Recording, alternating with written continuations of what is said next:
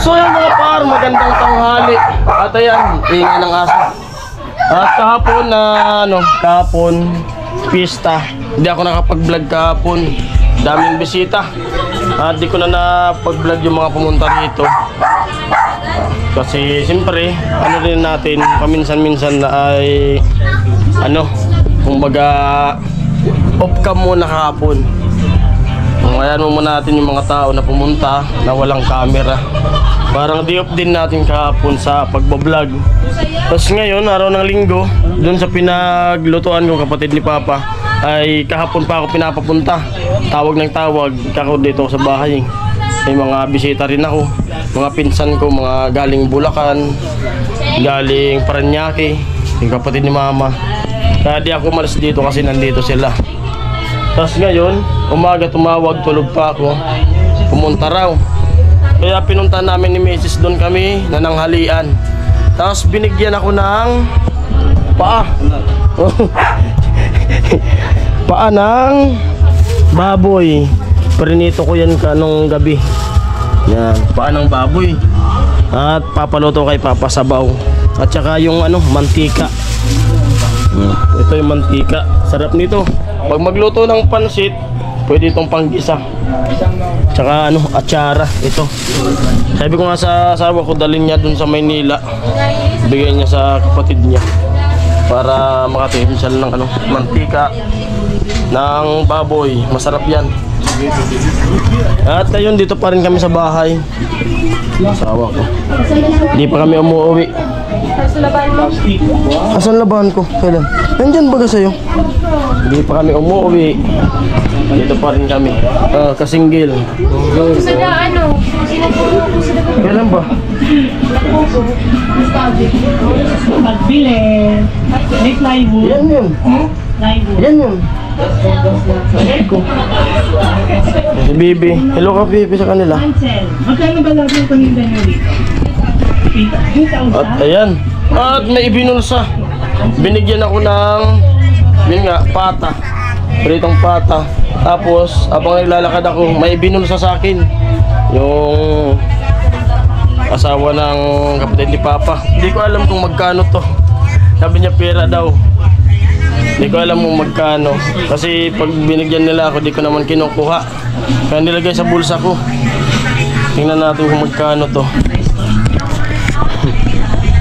Hinama pa ko yung tabo. May Bibi. Tingnan natin kung magkano to. Paalis na ako, humabol eh. Naglalakad ako. May nilagay sa bulsa ko.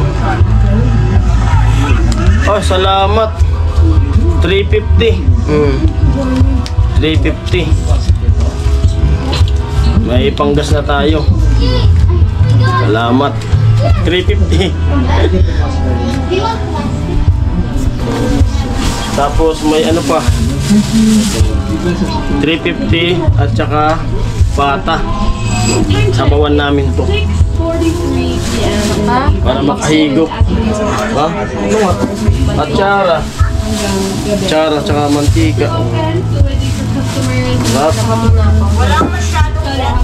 Dami nung karne dun sa kanila. Dami kasi yun 110 kilos na baboy yung ating niluto. At yun, shoutout nga pala dun sa nag-comment sa atin na sino ba yun? Ay, wag ko nang pangalanan. Pero shoutout sa'yo dun sa comment mo na sabi mo na kapag kainan daw mabilis, pag sa trabaho hindi tumutulong, sabi niya. At ayun po, hindi naman yung pinuntan ko yung kainan kasi nagluto po ako dun. At pag nagluluto ako, halos di ako makakain kasi sawa ako sa amoy pa lang sawa ako sa amoy pa lang pag nagluluto, kaya di ako nakakain. Naghirap po ako dun na nagluto, hindi pa ako pumunta dun para kumain. At saka sa pagbuhos naman nung biga, nagpaalam po ako sa kanila. Yun, shoutout na lang sa'yo. Maraming salamat po sa comment mo. Hindi ako pumunta dun para kumain lang. Nagpagod po ako dun. Salamat po sa'yo. Basahin mo yung reply ko sa'yo. May reply ako dun. Shoutout na lang sa'yo kung mapanood mo tong vlog na to. Hindi ako pupunta sa mga okasyon na para kumain lang. Nagpapagod ako, nagluluto ako. Magdamag puyat. Pagkaluto ko niyan, umaalis na ako, din ako kumakain kasi sawa sa amoy pa lang ng karne. Di di ako makakain. Kahapon nga dito sa bahay, kumain lang ako kaunti. Ngayon lang ako kumain ng marami kasi kumbaga tapos ng okasyon, nakapahinga na. Ayan. Bili ka na, maglalaba ka. Kanina kasi nasa Pinauna ka na. Oo. Napakainit. At ayun, siyempre maraming salamat po sa lahat ng sponsor, sa lahat ng mga viewers na sumubaybay dun sa challenge kay Kuya Noli. At ayun, tapos na yung challenge kay Kuya Noli. Maraming salamat po sa inyo. Talagang sinuportan nyo si Kuya Noli simula hanggang natapos yun. Top 1 Kuya Noli. Congrats Kuya Noli. At siyempre congrats sa mga sponsor at sa mga viewers. Kasi ayun nga, nakasubaybay kayo kaya ayun, nag-top 1 si Kuya Noli. Maraming salamat po sa suporta nyo sa Team Paway, buong Team Paway. Maraming salamat po sa inyong lahat. At ayun, may nagbibideo sa labas. Ay sa pinsan namin kabila. Napakainit.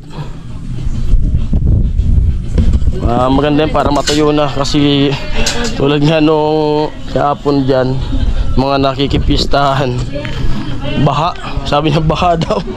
Salubong niya ng bangka. Putik-putik dyan sa daanan namin kila Papa. At si Pula wala dito. Pumunta sila dun sa lolo namin, dun sa Panikwason, sa Naga. Na ako di ako sumama. Dalawang sasakyan sila. Kasi yun nga yung mga kapatid ni Mama nagbakasyon at mga pinsan namin, tapos gusto rin nilang makapasyal dun sa sa lolo namin, yung kapatid ni Nanay. Tapos ako din nakasama. Yun. Magbablog na tayo si Pula, magbablog. Tingnan nyo na lang sa vlog niya. Mga kapatid ko, tulog, pahinga.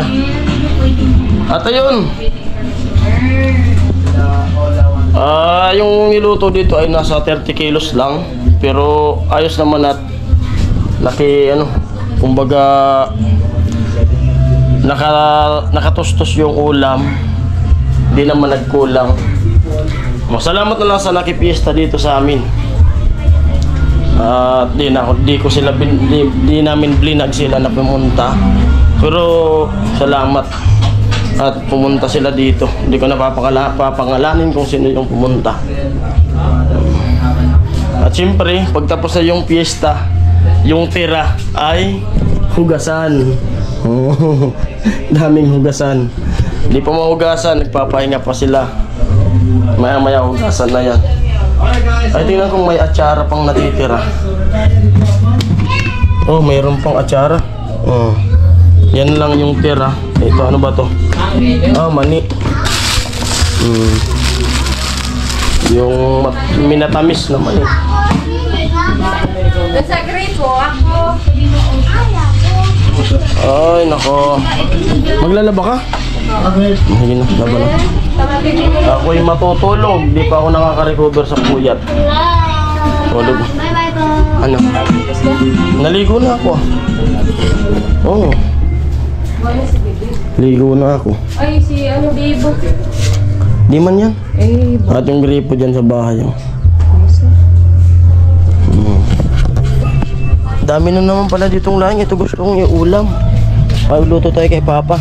Tara na, di naman yan. Di yan. Di yan. Mga laing. Gabi. Ang dami. At yun, yung laing na to ay nakaabot na to dun kay Idol Jappers. Nung nagsisimula pa lang si Pula sa pagbablog, pinadala ni Pula si Idol Jappers nito. Itong gabi. Puntahan nga ako dito. tuwa ka daw pala nag-ano ako niya, nag-gulog. Dito tayo. At pakita ko rin yung dati na pinag-alagaan ko ng baboy. Nung dito pa kami nakatira ni Mrs. kasi nung galing akong Maynila, nung wala na ako trabaho, dito kami dati nakatira dyan sa may tindahan sa labas. Tapos habang dito ko, yung pera na binayad sa akin nung company, kasi binayaran kami, tinanggal kami noon eh. Kasi yun nga yung pag ano ni Duterte noon na lahat ng mga agency ay irregular. Ginawa nung company ay ano, binayaran na lang kami. Tapos nagpagawa ko dito kay Papa ng babuyan. Yun ang pinag anuan ko nung pera na natanggap ko. Nakatanggap ako ng ano 50k yung natanggap ko noon. Dito ko nagbaboy, naggalaga ng baboy. Ito pa nga yung simento, din talaga pwede, sira na. Nagbabalak ako mag-alaga ng baboy kasi nagpaplano ko na ano, may pinaplano ko. Kaya gusto magpalaki ng baboy. Kaso dami ng gastusan kung mag-aalaga ng baboy, magpapanibago, panibagong flooring. Dati wala to nung may baboy ako, dati wala yan. Ngayon yung pinagtusok na kawayan ay tumubo, ito na yon. Mga nasa ano 2018 na ay hindi 18 pala, nandun na kami sa lugar ng asawa ko. 2016 ako na nag-alaga ng baboy dito kasi yun yung taon na umuwi ako. 16.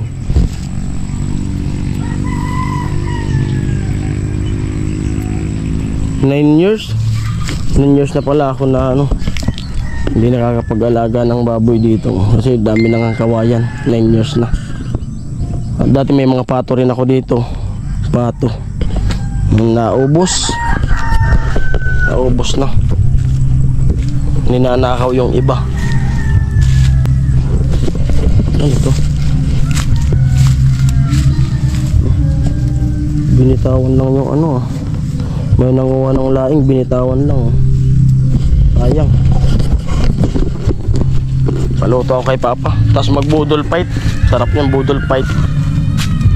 Mamaya na gabi magbudol fight. Yan, paluto ako kay Papa. At yan po, ito lang muna yung vlog natin.